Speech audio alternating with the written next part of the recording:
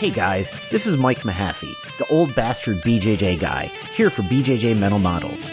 Back in my day, we had to walk uphill in the snow both ways to get to the academy just to learn some crappy technique from a random purple belt. You kids have it so easy because now you can just subscribe to BJJ Mental Models Premium and get tons of great audio courses to learn new techniques, enhance your mindset, and entertain yourself. You can even get personalized rolling reviews from some of your favorite BJJ Mental Models coaches, including me. It's like having your own seminar, you spoiled little whippersnappers.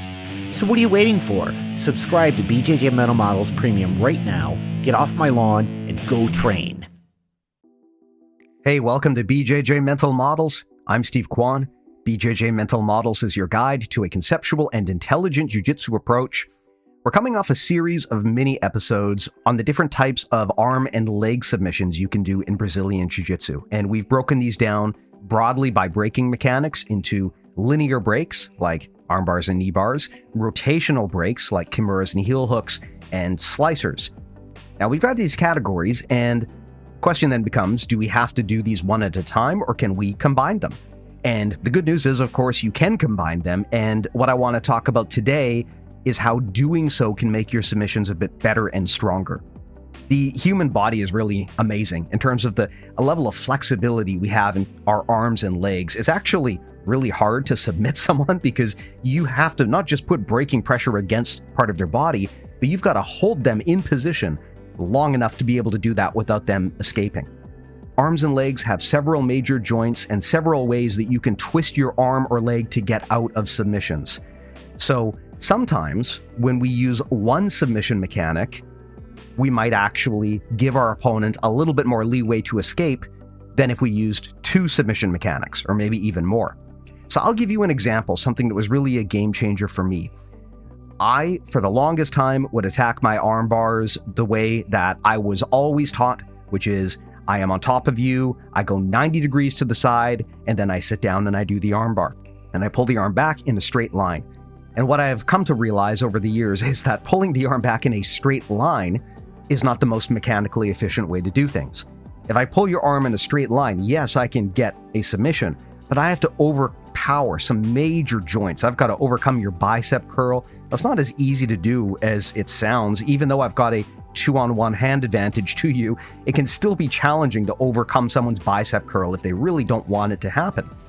So something that you can do if you're trying to finish arm bars and you're finding that maybe you're just struggling a bit, sometimes if you turn the angle a little bit to the side so that you're not doing it at a straight 90-degree perpendicular bend, but you add just a bit of twist into it, it can actually make the arm bar a little bit more effective. And the reason why is because when you rotate someone's arm like that, you're taking away the ability to engage all of those big, powerful muscles the way that you would fully expect to. So if you're trying to armbar someone, often the best way to do it might be to twist the arm, not just to pull it straight back, but to turn it at a side. And similarly with knee bars, maybe more importantly with knee bars, you often don't want to just pull the leg straight back, but you want to add a bit of twist. The leg is an even greater example of this because the leg muscles are incredibly strong. It is hard to overcome someone's leg strength with just your hands, especially if there's a big difference in body size or dimensions. So one way that you can increase the success of a knee bar is not just by pulling back in a straight line, but also by rotating their knee a bit. For the same reason as with the arm bar, that rotation takes them out of alignment just a little bit. It attacks their structure. It makes it harder for them to engage those leg muscles, and that will make it easier for you to pull back their leg into a full extended knee bar and to hold it. So that's just a good example of how we can take linear submissions and improve them by adding a rotational aspect. You could flip that around too. You could take rotational submissions, and there may be situations where adding a more linear aspect helps. An example of this is the open elbow concept for a kimura. If I'm trying to kimura you, but your elbow is pinched to your ribs and your body, it's going to be really hard for me to finish that kimura. But when I pull your arm back and I open your elbow, now I have the ability to do more rotation. So you're combining several mechanics there. And that's ultimately the lesson when we attack arms and legs. Sometimes using more than one mechanic, a hybrid break, can be more effective than using a single method alone.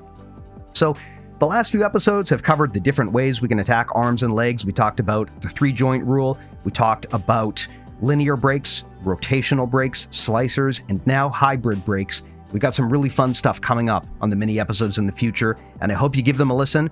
Everything that we make lives at bjjmentalmodels.com. All episodes of our podcast, our newsletter, our database of mental models for Brazilian Jiu-Jitsu, and BJJ Mental Models Premium. Please do check it out if you haven't already. I truly appreciate it. Thanks a lot, and we'll talk to you soon.